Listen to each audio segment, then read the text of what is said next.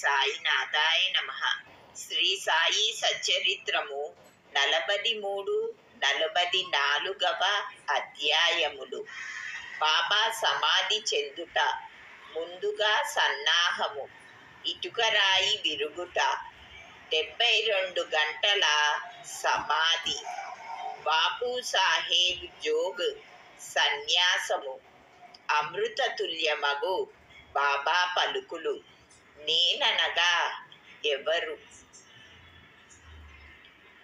43 మరియు 44వ అధ్యాయములు కూడా బాబా శరీర త్యాగము చేసిన కథనే వర్ణించునవి కనుక వాటినొకచోట చేర్చుట జరిగినది.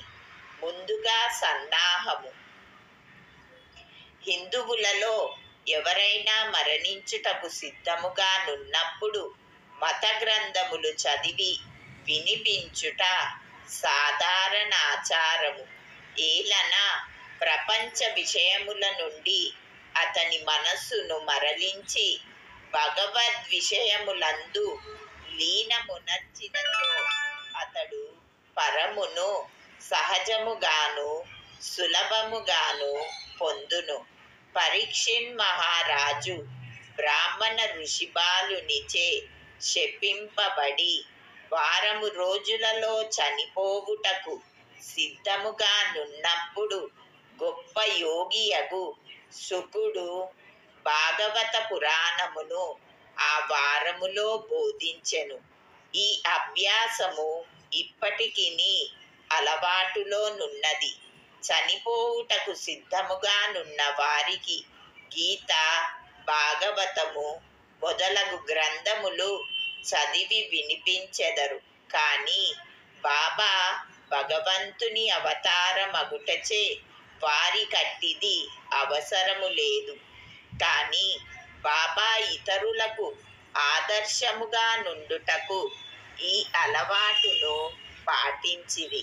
త్వరలోనే దేహ త్యాగము చేయనున్నామని తెలియగానే వారు వాజే అను అతని పిలిచి రాజ విజయమను గ్రంథమును పారాయణ చేయుమనిరి. అతడు వారములో గ్రంథమునొకసారి పఠించెను. తిరిగి దానిని చదువుమని బాబా ఆజ్ఞాపింపగా అతడు రాత్రింబవళ్ళు దానిని చదివి 3 దినములలో 2వ పారాయణము పూర్తి చేసెను. ఈ విధముగా 11 దినములు గడిచెను. అతడు తిరిగి 3 రోజులు చదివి అలసిపోయెను. బాబా అతనికి సెలవిచ్చి పొమ్మనెను. బాబా నెమ్మదిగా నుండి ఆత్మానుసంధానములో మునిగి చివరి క్షణమునకై ఎదురుచూచుచుండిరి. 2-3 దినములు ముందు నుండి బాబా గ్రామము బయటకు పోవుట, భిక్షాటనము చేయుట మొదలగునవి మాని మసీదులో కూర్చుండిరి. చివర వరకు బాబా చైతన్యముతో నుండి అందరినీ ధైర్యముగా నుండుడని సలహా ఇచ్చిరి. వారెప్పుడు పోయేదరో ఎవరికీ తెలియనీయలేదు. ప్రతి దినము కాకా సాహెబు దీక్షిత్, శ్రీమాన్ బూటీయు వారితో కలిసి మసీదులో భోజనము చేయుచుండేడి వారు. ఆనాడు అనగా 1918 అక్టోబరు 15వ తారీఖు హారతి పిమ్మట వారిని వారి వారి బసలకు పోయి భోజనము చేయుమనిరి. అయినను కొంతమంది లక్ష్మీబాయి సిందే, బాగోజీ సిందే, బాయాజీ, లక్ష్మణ్ బాలా షింపి, నానాసాహెబ్ నిమ్నోకర్ అక్కడనే ఉండిరి. దిగువ మెట్ల మీద శ్యామా కూర్చొనియుండెను. లక్ష్మీబాయి సిందేకు 9 రూపాయలను దానము చేసిన పిమ్మట బాబా తన స్థలము బాగాలేదనియు అందుచేత తనను రాతితో కట్టిన బూటీ మేడాలోనికి తీసుకొని పోయిన అచట బాగుగా నుండుననియు చెప్పెను. ఈ తుది పలుకులాడుచు బాబా బాయాజీ తాత్యాపోతేపై ఒరిగి ప్రాణములు విడిచెను. బాగోజీ దీనిని కనిపెట్టెను. దిగువ కూర్చొని ఉన్న నానాసాహెబ్ నిమ్నోకరుకు ఈ సంగతి చెప్పెను. నానాసాహెబు నీళ్లు తెచ్చి బాబా నోటిలో పోసెను. అవి బయటకు వచ్చెను. అతడు బిగ్గరగా ఓ దేవా అని అరచెను. అంతలో బాబా కండ్లు తెరిచి మెల్లగా ఆ అనెను. బాబా తమ భౌతిక శరీరమును విడిచిపెట్టెనని తేలిపోయెను. బాబా సమాధి చెందెనను సంగతి షిరిడి గ్రామములో కార్చిచ్చు వలె వ్యాపించెను. ప్రజలందరూ స్త్రీలు, పురుషులు, బిడ్డలు మసీదుకు పోయి ఏడ్వసాగిరి. కొందరు బిగ్గరగా నేర్చిరి, కొందరు వీధులలో నేర్చుచుండిరి, కొందరు తల తిప్పి తెలివి తప్పి పడిరి. అందరి కండ్ల నుండి నీళ్లు కాలువల వలె పారుచుండెను. అందరును విచారగ్రస్తులైరి. కొందరు సాయిబాబా చెప్పిన మాటలు జ్ఞాపకము చేసుకొన మొదలిడిరి. మునుముందు 8 ఏళ్ల బాలునిగా ప్రత్యక్షమయ్యేదనని బాబా తమ భక్తులతో చెప్పిరని ఒకరనిడి. ఇవి యోగీశ్వరుని వాక్కులు కనుక ఎవ్వరునూ సందేహింపనక్కరలేదు. ఏలన కృష్ణావతారములో శ్రీ మహావిష్ణువి కార్యమే ఉనర్చెను. సుందర శరీరముతో ఆయుధములు గల చతుర్భుజములతో శ్రీకృష్ణుడు దేవకీదేవికి కారాగారమున 8 ఏళ్ల బాలుడుగానే ప్రత్యక్షమయ్యెను. ఆ అవతారమున శ్రీకృష్ణుడు భూమి భారమును తగ్గించెను. ఈ అవతారము భక్తులను ఉద్ధరించుటకై వచ్చినది.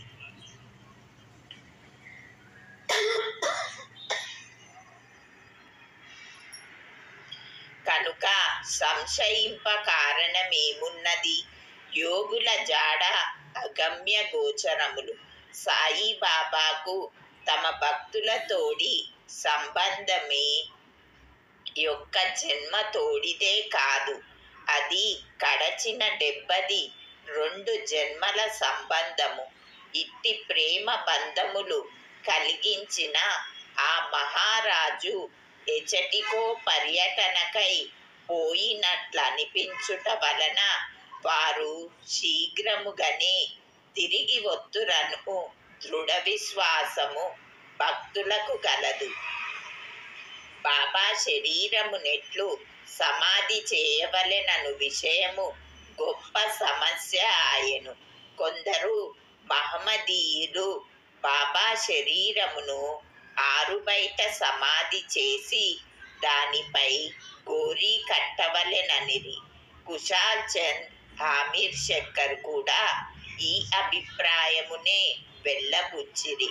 కానీ రామచంద్ర పాటీలు అను గ్రామ మునసబు గ్రామములోని వారందరితో నిశ్చితమైన దృఢ కంఠస్వరముతో మీ ఆలోచన నాకు సమ్మతము కాదు. బాబా శరీరము రాతివాడాలో పెట్టవలసినదే అనెను. అందుచే గ్రామస్తులు 2 వర్గములుగా విడిపోయి ఈ వివాదము 36 గంటలు జరిపిరి. బుధవారముదయము గ్రామములోని జ్యోతిష్కుడును శ్యామకు మేనమామయునగు లక్ష్మణ్ మామ జోషికి బాబా స్వప్నములో కనిపించి చేయి పట్టి లాగి ఇట్లనెను, త్వరగా లెమ్ము, బాపు సాహేబు నేను మరణించి తిననుకొనుచున్నాడు, అందుచే అతడు రాడు. నీవు పూజ చేసి కాకడహారతిని ఇమ్ము. లక్ష్మణ్ మామ సనాతనాచార పరాయణుడైన బ్రాహ్మణుడు. ప్రతిరోజు ఉదయము బాబాను పూజించిన పిమ్మట తక్కిన దేవతలను పూజించుచుండేడివాడు. అతనికి బాబా యందు పూర్ణ భక్తి విశ్వాసములుండెను. ఈ దృశ్యమును చూడగానే పూజా ద్రవ్యముల పల్లెమును చేత ధరించి మౌల్వీలు ఆటంకపరుచుచున్నను పూజను హారతిని చేసి పోయెను. మిట్ట మధ్యాహ్నము బాపు సాహేబు జోగు పూజా ద్రవ్యములతో అందరితో మామూలుగా వచ్చి మధ్యాహ్న హారతిని నెరవేర్చెను. బాబా తులి పలుకులను గౌరవించి ప్రజలు వారి శరీరమును వాడాలో నుంచుటకు నిశ్చయించి అచటి మధ్య భాగమున త్రొవ్వుట ప్రారంభించిరి. మంగళవారము సాయంకాలము రహాతా నుండి సబ్ ఇన్స్పెక్టరు వచ్చెను. ఇతరులు తక్కిన స్థలముల నుండి వచ్చిరి. అందరూ దానిని ఆమోదించిరి. ఆ మరుసటి ఉదయము ఆమీరుబాయి బొంబాయి నుండి వచ్చెను. కోపర్గాం నుండి మమల్తాదారు వచ్చెను. ప్రజలు భిన్నాభిప్రాయములతో ఉన్నట్లు తోచెను. కొందరు బాబా శరీరమును బయటనే సమాధి చేయవలనని పట్టుబట్టిరి. కనుక మమల్తాదారు ఎన్నిక ద్వారా నిశ్చయించవలనెను. వాడానుపయోగించుటకు 2 రేట్ల కంటే ఎక్కువ ఓట్లు వచ్చెను. అయినప్పటికీ జిల్లా కలెక్టరుతో సంప్రదించవలెనని అతడనెను. కనుక కాకాసాహెబ్ దీక్షిత్ అహ్మద్ నగర్ పోవుటకు సిద్ధపడెను. ఈ లోపల బాబా ప్రేరేపణ వల్ల 2వ పార్టీ యొక్క మనస్సు మారెను. అందరూ ఏకగ్రీవముగా బాబాను వాడాలో సమాధి చేయుటకు అంగీకరించిరి. బుధవారము సాయంకాలము బాబా శరీరమును ఉత్సవముతో వాడాకు తీసుకొని పోయిరి. మురళీధరుని కొరకు కట్టిన చోట శాస్త్రోక్తముగా సమాధి చేసిరి. యథార్థముగా బాబాయే మురళీధరుడు. వాడా దేవాలయమయ్యెను. అది ఒక పూజా మందిరమాయెను. అనేక మంది భక్తులచటకు పోయి శాంతి సౌఖ్యములు పొందుచున్నారు. ఉత్తర క్రియలు బాలాసాహెబు బాటే ఉపాసనీ బాబా నెరవేర్చిరి. ఉపాసనీ బాబా బాబాకు గొప్ప భక్తుడు. ఈ సందర్భములో ఒక విషయము గమనించవలెను. ప్రొఫెసర్ నార్కే కథనము ప్రకారము బాబా శరీరము 36 గంటలు గాలి పట్టినప్పటికీ అది బిగిసిపోలేదు. అవయములన్నీయు సాగుచుండెను. బాబా కఫ్ని చింపకుండా సులభముగా తీయగలిగిరి. ఇటుకరాయి విరుగుట. బాబా భౌతిక శరీరమును విడుచుటకు కొన్ని దినముల ముందు ఒక దుశ్శకునమాయెను. మసీదులో ఒక పాత ఇటుక ఉండెను. బాబా దానిపై చెయ్యి వేసి ఆనుకొని కూర్చుండువారు. రాత్రులందు దానిపై ఆనుకొని ఆసనస్థులగుచుండిరి. అనేక సంవత్సరములిట్లు గడిచెను. ఒకనాడు బాబా మసీదులో లేనప్పుడు ఒక బాలుడు మసీదును శుభ్రపరచుచు దానిని చేతితో పట్టుకొని ఉండగా అది చేతి నుండి జారి క్రింద పడి 2 ముక్కలైపోయెను. ఈ సంగతి బాబాకు తెలియగానే వారు మిగుల చింతించి ఇట్లని ఏడ్చిరి. ఇటుక కాదు, నా అదృష్టమే ముక్కలు ముక్కలుగా విరిగిపోయినది. అది నా జీవితపు తోడు నీడ. దాని సహాయము వలననే నేను ఆత్మానుసంధానము చేయుచుండేడి వాడను. నా జీవితము నందు నాకెంత ప్రేమయో దాని యందు నాకంత ప్రేమ. ఈరోజు అది నన్ను విడిచినది. ఎవరైనా ఒక ప్రశ్న అడగవచ్చును, బాబా నిర్జీవియగు ఇటుక కోసమింత విచారపడనేలా?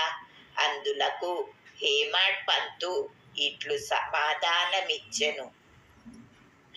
యోగులు బీదవారికి నిస్సహాయులకు సహాయము చేయుటకై అవతరించెదరు. వారు ప్రజలతో కలిసి మసలునప్పుడు ప్రజల వలె నటింతురు. వారు మన వలె బాహ్యమునకు నవ్వెదరు, ఆడెదరు, ఏడ్చెదరు. కానీ లోపల వారు శుద్ధ చైతన్యులై వారి కర్తవ్య విధుల ఎరుగుదురు. 72 గంటల సమాధి. ఇటుక విరుగుటకు 32 సంవత్సరములకు పూర్వము అనగా 1886 సంవత్సరములో బాబా సీమోల్లంఘనము చేయ ప్రయత్నించెను. ఒక మార్గశిర పౌర్ణమి నాడు బాబా ఉబ్బసము వ్యాధితో మిక్కిలి బాధపడుచుండెను. దానిని తప్పించుకొనుటకై బాబా తన ప్రాణమును పైకి తీసుకొని పోయి సమాధిలో నుండవలెననుకొని భక్త మహల్సాపతితో ఇట్లనిరి, నా శరీరమును 3 రోజుల వరకు కాపాడుము. నేను తిరిగి వచ్చినట్లయినా సరే, లేని ఎడల నా శరీరము ఎదురుగానున్న ఖాళీ స్థలములో పాతిపెట్టి గుర్తుగా 2 జెండాలను పాతుము అని స్థలమును చూపిరి. ఇట్లనుచు రాత్రి 10 గంటలకు బాబా క్రింద కూలెను. వారి ఊపిరి నిలిచిపోయెను. వారి నాడీ కూడా ఆడకుండెను. శరీరములో నుండి ప్రాణము పోయినట్లుండెను. ఊరి వారందరూ అచట చేరి న్యాయ విచారణ చేసి బాబా చూపిన స్థలములో సమాధి చేయుటకు నిశ్చయించిరి. కాని మహల్సాపతి అడ్డగించెను. తన ఒడిలో బాబా శరీరము నుంచుకొని 3 రోజులట్లే కాపాడుచు కూర్చుండెను. 3 దినముల పిమ్మట తెల్లవారుజామున 3 గంటలకు బాబా శరీరములో ప్రాణమున్నట్లు కనిపించెను. ఊపిరి ఆడనారంభించెను. కడుపు కదిలెను. కళ్ళు తెరిచెను. కాళ్ళు చేతులు సాగదీయుచు బాబా లేచెను. దీనిని బట్టి చదువరులాలోచించిన విషయమేమనా, బాబా 3 మూరల శరీరమా లేక లోపలనున్న ఆత్మయా? పంచభూతాత్మకగు శరీరము నాశనమగును. శరీరమశాశ్వతము గాని లోనున్న ఆత్మ పరమ సత్యము, అమరము, శాశ్వతము. ఈ శుద్ధ సత్తాయే బ్రహ్మము. అదియే పంచేంద్రియములను మనస్సును స్వాధీనమందుంచుకొనున్నది, పరిపాలించున్నది. అదియే సాయి. అదియే ఈ జగత్తునందు గల వస్తువులన్నిటి యందు వ్యాపించి ఉన్నది. అది లేని స్థలము లేదు. అది తాను సంకల్పించుకొనిన కార్యమును నెరవేర్చుటకు భౌతిక శరీరము వహించెను. దానిని నెరవేర్చిన పిమ్మట శరీరమును విడిచెను. సాయి ఎల్లప్పుడూ ఉండువారు. అట్లనే పూర్వము గానుగాపురములో వెలసిన దత్తదేవుని అవతారమగు శ్రీ నరసింహ సరస్వతియు వారు సమాధి చెందుట బాహ్యమునకే గాని సమస్త చేతనాచేతనములందు కూడా ఉండి వానిని నియమించువారును పరిపాలించువారును వారే. ఈ విషయము ఇప్పటికిని సర్వస్య శరణాగతి చేసిన వారికిని మనస్ఫూర్తిగా భక్తితో పూజించు వారికిని అనుభవనీయమైన సంగతి. ప్రస్తుతము బాబా రూపము చూడ వీలు లేనప్పటికీ మనము షిరిడీకి వెళ్ళినచో వారి జీవితమెత్తు పటము మసీదులోనున్నది. దీనిని శ్యామారావు జైకర్ అను గొప్ప చిత్రకారుడును బాబా భక్తుడును వ్రాసి ఉన్నాడు. భావుకుడు భక్తుడునైన ప్రేక్షకునికి ఈ పటము ఈనాటికిని బాబాను భౌతిక శరీరముతో చూచినంత తృప్తి కలగజేయును. బాబాకు ప్రస్తుతము భౌతిక శరీరము లేనప్పటికీ వారక్కడనే కాక ప్రతి చోటున నివసించుచు పూర్వము వలనే తమ భక్తులకు మేలు చేయుచున్నారు. బాబా వంటి యోగులు ఎన్నడూ మరణించరు. వారు మానవుల వలె కనిపించినను నిజముగా వారు దైవమే. బాపు సాహెబ్ జోగ్ సన్యాసము. జోగు సన్యాసము పుచ్చుకొనిన కథతో హేమాడ్ పంతు ఈ అధ్యాయమును ముగించుచున్నారు. సకారాం హరి ఉరాఫ్ బాపు సాహెబ్ జోగ్ పూణే నివాసియగు సుప్రసిద్ధ వార్కారి విష్ణు బువా జోగ్ గారికి చిన్నాయన. 1909వ సంవత్సరమున సర్కారు ఉద్యోగము నుండి విరమించిన తరువాత భార్యతో షిరిడీకి వచ్చి నివసించుచుండెను. వారికి సంతానము లేకుండెను. భార్యాభర్తలు బాబాను ప్రేమించి బాబా సేవయందే కాలమంతయు గడుపుచుండిరి. మేఘశ్యాముడు చనిపోయిన పిమ్మట బాపు సాహెబ్ జోగ్ మసీదులోనూ చావడిలోనూ కూడా బాబా మహాసమాధి పొందు వరకు హారతి ఇచ్చుచుండెను. అదియునుగాక ప్రతిరోజు సాటేవాడాలో జ్ఞానేశ్వరియు ఏకనాథ భాగవతమును చదివి వినవచ్చిన వారందరికీ బోధించుచుండెను. అనేక సంవత్సరములు సేవ చేసిన పిమ్మట జోగ్ బాబాతో నేనిన్నాళ్ళు నీ సేవ చేసి తిని నా మనస్సు ఇంకనూ శాంతము కాలేదు. యోగులతో సహవాసము చేసినను నేను బాగు కాకుండుటకు కారణమేమి? ఎప్పుడు కటాక్షించెదవు అనెను. ఆ ప్రార్థన విని బాబా కొద్ది కాలములో నీ దుష్కర్మల ఫలితము నశించును, నీ పాప పుణ్యములు భస్మమగును. ఎప్పుడు నీవభిమానమును పోగొట్టుకొని మోహమును రుచిని జయించెదవో, ఆటంకములన్నిటినీ కడచెదవో, హృదయపూర్వకముగా భగవంతుని సేవించుచు సన్యాసమును పుచ్చుకొనెదవో అప్పుడు నీవు ధన్యుడవయ్యెదవు అనిరి. కొద్ది కాలము పిమ్మట బాబా పలుకులు నిజమాయెను. అతని భార్య చనిపోయెను. అతనికి ఇంకొక అభిమానమేదియూ లేకుండుటచే అతడు స్వేచ్ఛాపరుడై సన్యాసమును గ్రహించి తన జీవిత పరమావధిని పొందెను. అమృత తుల్యమగు బాబా పలుకు దాక్షిణ్యమూర్తియగు సాయిబాబా పెక్కుసారులు మసీదులో ఈ దిగువ మధుర వాక్యములు పలికిరి.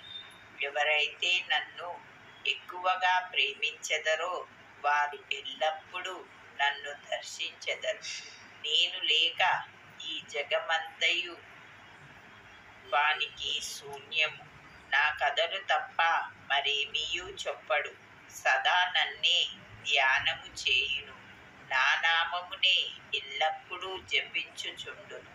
ఎవరైతే సర్వస్య శరణాగతి చేసి నన్నే ధ్యానిత్తురో వారికి నేను రుణస్థుడను. వారికి మోక్షమునిచ్చి వారి రుణము తీర్చుకొనెదను.